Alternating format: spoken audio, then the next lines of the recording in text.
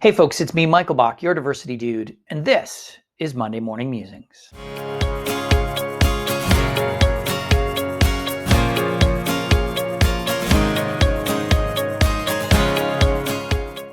Happy Monday, everyone. It is week 172 in isolation.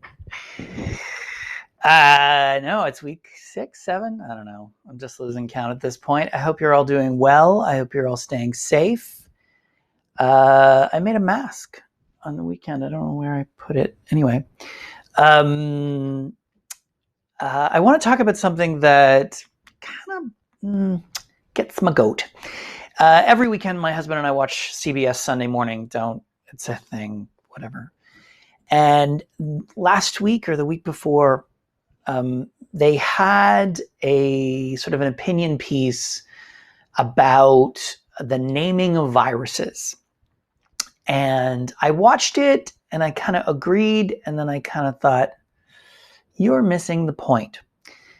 So the person was arguing that we should call what we now call the coronavirus, the Wuhan virus or the Chinese virus, because we have a history of that.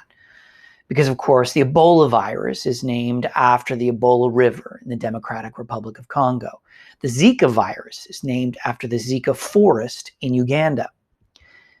The Spanish flu, you might think, is named because it started in Spain, but that's not actually accurate.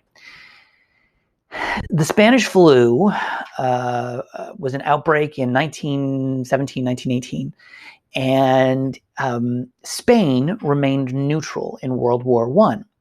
And as a consequence, they didn't have a media blackout. So the only media that people were able to read across Europe about getting information on the virus was out of Spain. And as a consequence, people started to believe that Spain was the epicenter of the pandemic. And in fact, the first case of the Spanish flu was reported in the state of Kansas in the United States.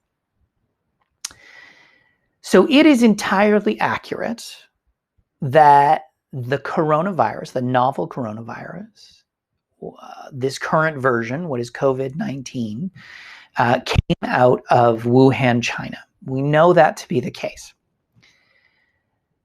The problem with doing that is that people, they go to this place, like the way our brains work, we look for someone to blame. And what's been happening with this virus is that, the first employers, the first small businesses that were discriminated against very early on in the pandemic were Chinese owned restaurants, stores, Chinatowns across the world basically shut down because people thought if they went there, they would get the coronavirus because it was being dubbed by people like President Trump as the Chinese virus. We're simple creatures, and if you give us information like that, our brains will go to that place. A friend of mine, we were supposed to go for lunch back in February, and she didn't want to go we wanted to have dim sum, and she didn't want to go because she thought, well, we'll catch the virus. It's not necessarily coming from a place of discriminatory and racist behavior, but it is actually discriminatory and racist behavior because we're making decisions about something that isn't factual, about a person or a group of people's ethnocultural identity. We should call this virus the novel coronavirus. That's what it is. The novel coronavirus causes COVID-19. You get COVID-19 like you get the flu. This pandemic is horrible. Don't get me wrong. I'm not trying to diminish things in any way. What I'm trying to say is that if we refer to things like Chinese virus, like Brazilian virus, then we just start to discriminate. And that's something we should avoid, particularly at a time when we should be focusing more on inclusion than ever. That's it for me. Thanks so much for watching. Please stay safe, stay healthy, stay home. Please do remember to subscribe to my channel by clicking on the link and liking the video. Feel free to share this on your other social media platforms and connect with me on my platforms. I am at DiversityDudeMB. I'm on the Twitter, I'm on the Facebook, I'm on the LinkedIn, the YouTube, and the Instagram.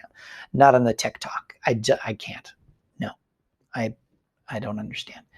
Also, check out the podcast, Talking to Canadians. It's available wherever you get your podcasts, as well as talkingtocanadians.ca. We just released a new episode. You're looking for things to do.